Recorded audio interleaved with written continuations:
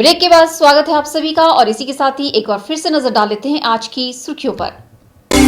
Headlines powered by A news साप्ताहिक समाचार पत्र जो रखे आपको आगे। को स्पॉन्सर्ड बाय सोनाभा ज्वेलर्स जो दे 100% शुद्धता की गारंटी। ब्लूमिंग वैली जो आपके अपनों तक पहुंचाए आपका प्यार। और Basant smile because you are at Basant resorts.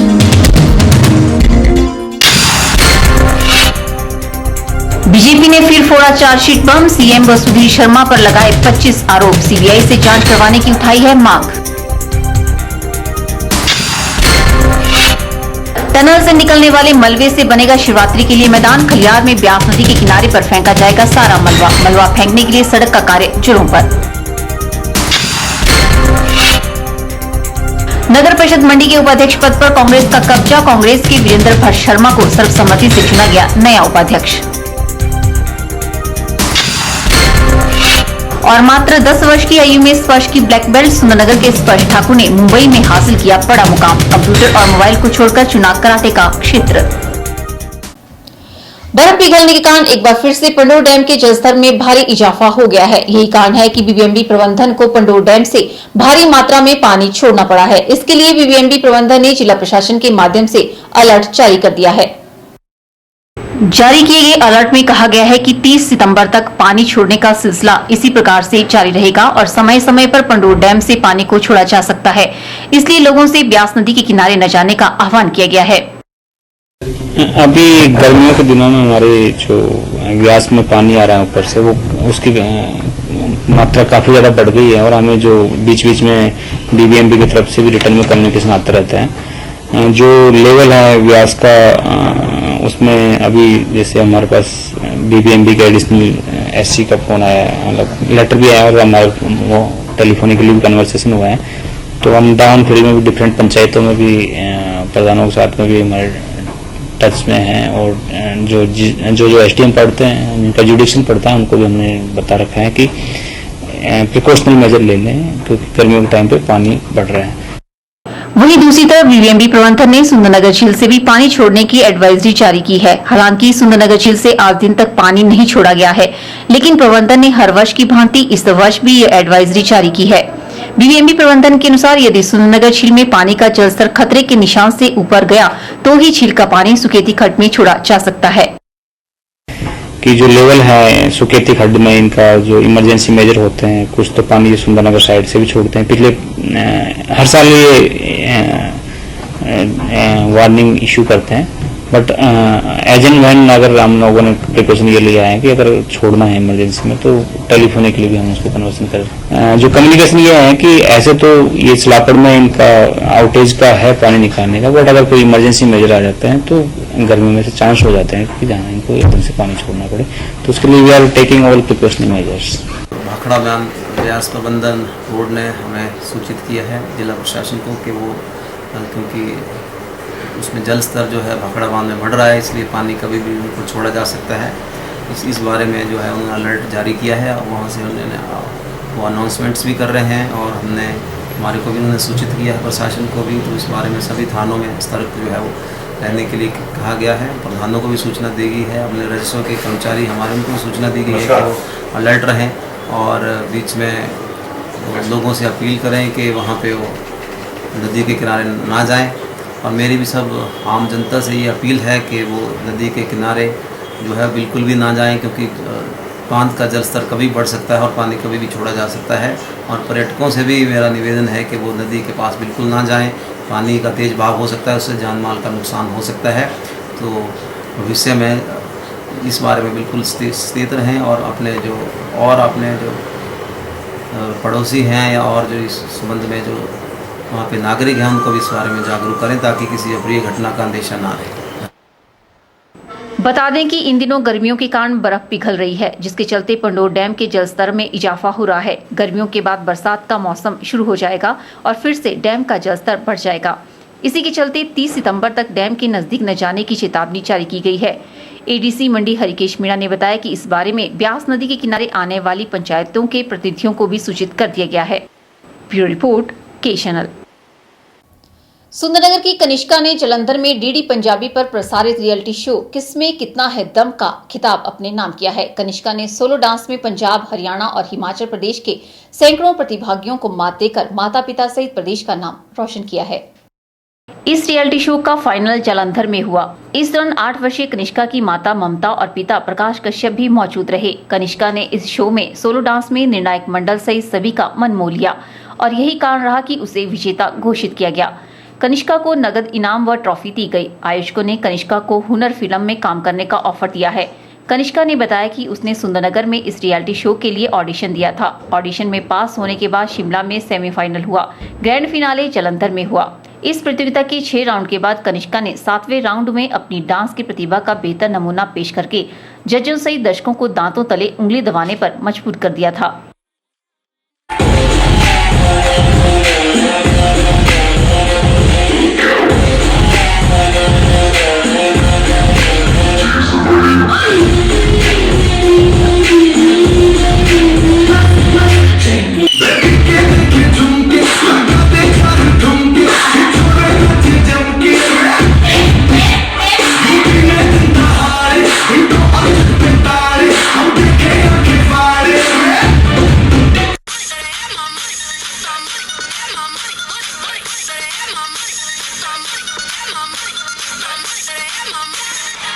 Hello, मेरा नाम कनिष्का है। मैं 8 साल की हूँ।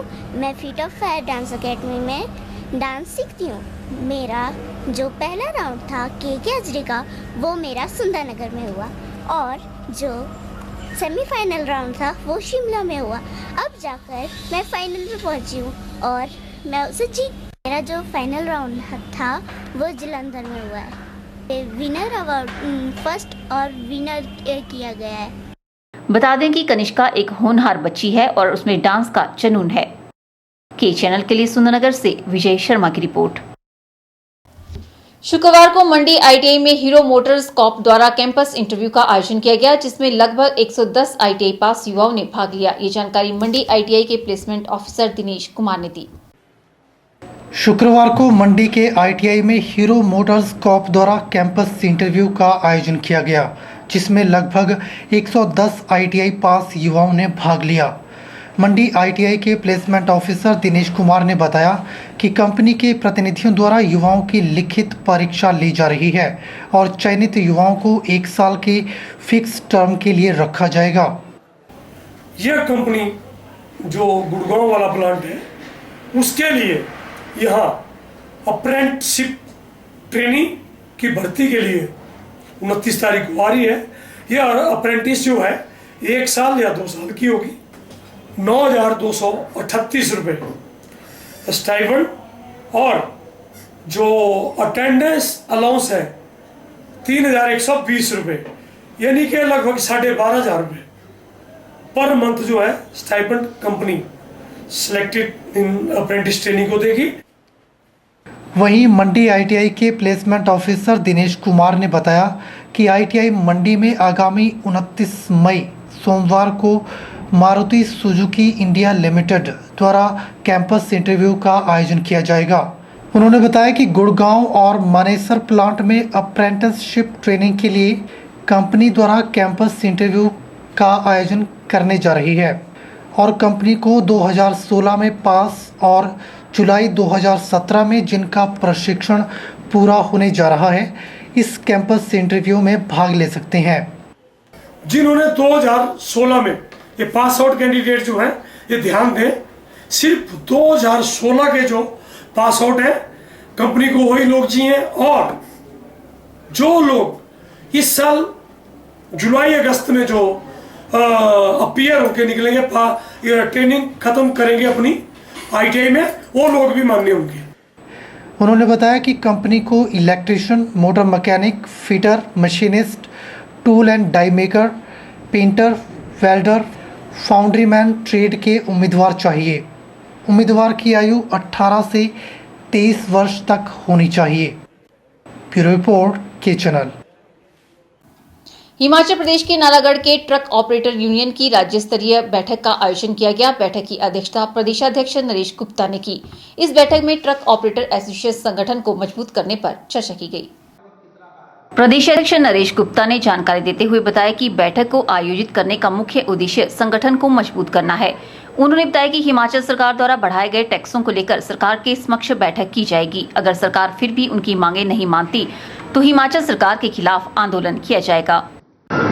इसके बीच में हमारा अब ये प्रतिक्रिया है कि हम इसको 3 महीने के अंदर सारी हिमाचल प्रदेश की जितनी भी गुड्स ट्रांसपोर्ट इंडस्ट्री है उसको ऑलरेडी हमारे साथ रजिस्टर्ड थी, पर उसको नए तरीके से उसको लाकर हर यूनियन का रिप्रेजेंटेशन करेंगे, जो कि हिमाचल प्रदेश में लगभग इस वक्त 50 यूनियन हमारे साथ जुड़ी।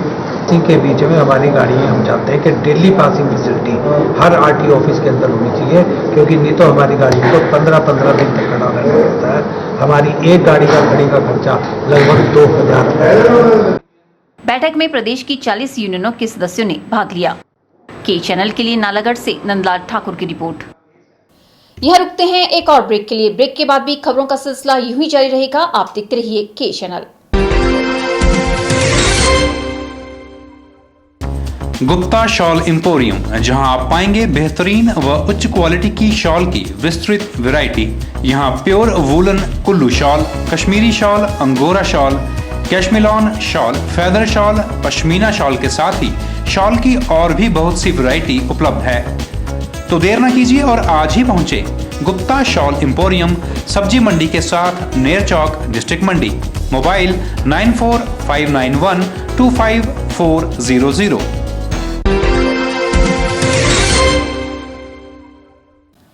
जंजैली क्षेत्र एक बार फिर से लाइट कैमरा एक्शन से गूंज उठा है। आजकल जंजैली क्षेत्र में फिल्म मोहम्मद की शूटिंग चल रही है, जिसमें मुख्य भूमिका निभाने बॉलीवुड के प्रसिद्ध कलाकार यशपाल शर्मा कैमरे के सामने अपनी कला का जौहर दिखाने पहुंचे हैं। इन दिनों सराज घाटी में मोहम्मद फिल्म की शूटिंग की जा रही है। बॉलीवुड फिल्म डायरेक्टर पवन शर्मा के बैनर तले फिल्म का निर्माण किया जा रहा है। मुख्य भूमिका निभाने बॉलीवुड के प्रसिद्ध कलाकार यशपाल शर्मा कैमरे के सामने अपनी कला का जौहर दिखाने पहुंचे हुए हैं। यशपाल शर्मा वो कलाकार हैं जिन्होंने बॉलीवुड की कई फिल्मों में यादगार भूमिकाएं निभाई है। इनकी आगामी माह रिलीज होने वाली फिल्म ट्यूबलाइट में भी इनका काफी अहम रोल है। इनका कहना है कि जंजैली क्षेत्र फिल्म निर्माण की दृष्टि से बहुत ही उपयुक्त स्थल है, जो अनछुए प्राकृतिक सौंदर्य से लबरेज है। आम लोगों को आतंकवादियों से, टेररिज्म से कैसे निपटना पड़ता है और उसके क्या इफेक्ट हैं, और इसी घटनाओं, जो ट्रू स्टोरी है, एक ट्रू घटना के ऊपर बेस है ये फिल्म, उसी के ऊपर बेस ये फिल्म है और बहुत ही इंस्पायरिंग और पॉजिटिव एनर्जी लिए हुए है ये फिल्म। इसमें होप है, आशा है और उम्मीदें हैं और एक सपना है कि आतंकवाद खत्म हो सकता है। लोकेशन के बारे में तो बताऊं क्या, मेरे ख्याल से अगर एक बार कैमरा घुमा देंगे पता लग जाएगा कि लोकेशन क्या है। मेरे ख्याल से कश्मीर में आजकल हालात थोड़े ठीक नहीं हैं, तो लेकिन कश्मीर को बहुत लोगों ने एक्सप्लॉइट किया है लोकेशन के आधार पर। मतलब बहुत कोशिश पुरानी फिल्मों की शूटिंग हुई है। मंडी के वरिष्ठ बॉलीवुड फिल्म डायरेक्टर पवन शर्मा द्वारा शूट की जाने वाली यह तीसरी फिल्म है, जिसमें उनकी एक फिल्म ब्रीना को कई राष्ट्रीय पुरस्कार मिल चुके हैं। आतंकवाद पर प्रहार करती मोहम्मद फिल्म को राजस्थान के प्रोड्यूसर रविंदर सिंह राजवत ने प्रोड्यूस किया है। इनका कहना है कि अगर सरकार इस जंजैली क्षेत्र की ओर थोड़ा ध्यान दे तो बॉलीवुड की अधिकांश फिल्मों के निर्माता जंजैली क्षेत्र की ओर निश्चित रूप से आकर्षित होंगे, मगर वे सरकार के रवैये को लेकर थोड़े रुष्ट हैं। उनका कहना है कि कई राज्य जहां फिल्म उद्योग को प्रोत्साहित करने के लिए सरकार की तरफ से प्रोत्साहन राशि दी जाती है, वहीं हिमाचल में उल्टे शूटिंग के लिए प्रतिदिन के हिसाब से राशि ली जा रही है। ये हम लोग तीसरी फिल्म बनाने के लिए जंजैली में आए हैं, और तीसरी फिल्म बनाने के लिए आए हैं, इसका मतलब है कि कुछ तो है यहाँ पर, कुछ नहीं मतलब बहुत कुछ है। मेरा तो ये मानना है कि हिमाचल प्रदेश में अगर कोई सबसे खूबसूरत जगह है इंडस्ट्री के लिए, फिल्म इंडस्ट्री के लिए, जिसको जितना खुलापन चाहिए, पहाड़ों की जो डेप्थ चाहिए, वो सिर्फ और सिर्फ जंजैली में ही है। लेकिन थोड़ा सा इस बार हम लोग ये भी देख रहे हैं कि इसको प्रमोशन के लिए बहुत कुछ करने की ज़रूरत है। हम लोग तो अपने तौर पे प्रयास कर रहे हैं, कलाकार लगे हुए हैं, सब लोग कोशिश कर रहे हैं कि यहाँ के एरिया को डेवलप किया जाए, टूरिज़्म आए यहाँ पर, लेकिन सरकार की तरफ से अभी तक कुछ ऐसी पहल नहीं हो पा रही है। यहाँ की लोकेशन बहुत ही अच्छी हैं, और यहाँ पे क्या है कि हमें इस तरह की लोकेशन है कि जैसे हम लोग एक कैमरा मूव करते हैं तो नई लोकेशन मिल जाती है, हमें 10 कदम चलते हैं फिर नई लोकेशन मिल जाती है। तो यहाँ पे आने का यही सबसे बड़ा बेनिफिट है कि आपको एक छोटा सा एरिया हम लोग चुनते हैं, उसी के अंदर पूरी फिल्म कंप्लीट कर लेते हैं। जबकि हम लोग बाहर जब काम करते हैं तो हमें लोकेशन के लिए इधर उधर घूमना पड़ता है, सोचना पड़ता है, फिर भी इस तरह का व्यू नहीं मिलता। तो यहाँ पे मतलब इससे बेहतरीन मुझे लगता नहीं है कि इंडिया में अच्छी लोकेशन है। इनकी मांग है कि प्रोत्साहन के लिए कुछ विशेष शर्तों जैसे पर्यावरण से छेड़छाड़ न करना और स्वच्छता इत्यादि के साथ निशुल्क शूटिंग की परमिशन मिलनी चाहिए, ताकि हिमाचल में फिल्म उद्योग को बढ़ावा मिल सके। के चैनल के लिए जंजैली से खेमराज कौशल की रिपोर्ट।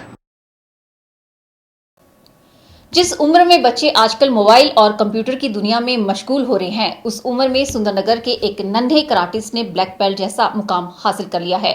स्पर्श ठाकुर ने मात्र 10 वर्ष की आयु में ब्लैक बेल्ट हासिल की है और उसका सपना ब्लैक बेल्ट के 10वें पायदान पर पहुंचने का है।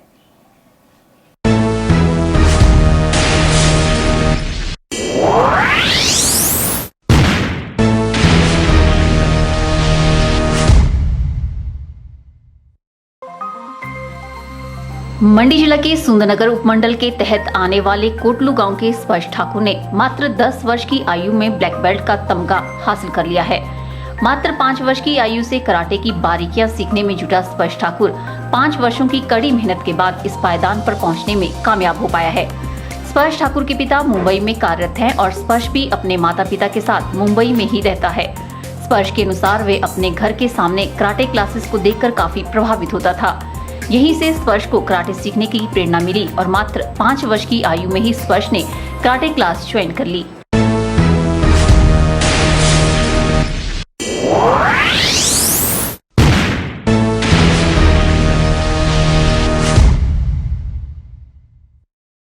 कराटे के प्रति स्पर्श का रुझान बढ़ता गया और स्पर्श सीढ़ी दर सीढ़ी कराटे के पायदान चढ़ता गया। पिछले महीने हुई ब्लैक बेल्ट की परीक्षा को स्पर्श ठाकुर ने उत्तीर्ण करके 10 वर्ष की आयु में ही इस मुकाम को हासिल कर लिया। स्पर्श ठाकुर का सपना अब ब्लैक बेल्ट के 10वें पायदान पर पहुंचने का है।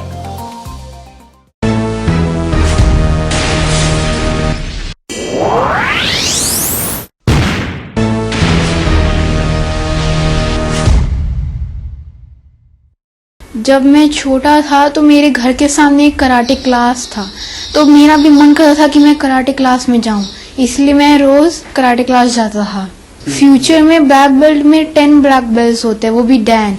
तो अब मैं डैन 1 में हूँ, तो मुझे डैन 10 तक जाना है। इससे हमारी बॉडी फिट रहती है और हमको और कंसंट्रेशन मिलता है और हम लोग अपनी सेल्फ डिफेंस कर सकते हैं। जब कोई हम पे अटैक करेगा तो हमको क्या क्या करना रहता है। तो इसलिए मैं चाहता हूँ जो और बच्चे हैं वो सब लोग कराटे क्लास जाएं। स्पर्श की माता नीलम ठाकुर और पिता कुलदीप सिंह ठाकुर अपने बेटे की इस कामयाबी से खासे उत्साहित हैं। परिजनों का कहना है कि उन्हें अपने बेटे की कामयाबी पर गर्व है और भविष्य में वे अपने बेटे को इस क्षेत्र में आगे बढ़ने के लिए पूरा सहयोग देंगे। स्पर्श ठाकुर ने ज्वाइन किया था तब मुझे उतनी उम्मीद नहीं थी, लेकिन अभी जब उसको ब्लैक बेल्ट मिल गया तो मुझे बहुत खुशी हुई। फ्यूचर ऐसा है कि पढ़ाई तो इम्पोर्टेंट है और पढ़ाई के साथ में फिजिकल एक्टिविटी भी इम्पोर्टेंट है। तो ये बाकी स्पोर्ट्स हम इसको एज ए स्पोर्ट्स ले रहे हैं और एज ए हॉबी भी ये डेवलप कर रहा है। तो पढ़ाई के साथ में अगर ये जहां तक जाना चाहेगा, there is no limit. Karate जैसे आत्मरक्षा के गुर सीखना काफी चुनौती भरा होता है, क्योंकि इसमें जहां कड़े परिश्रम की आवश्यकता रहती है, वहीं एकाग्रता की भी जरूरत रहती है।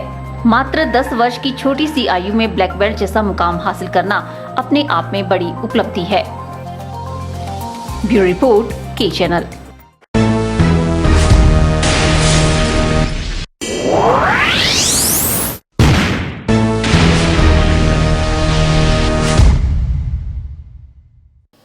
आज के बुलेटिन में फिलहाल इतना ही। सपना ठाकुर को दीजिए इजाजत। नमस्कार।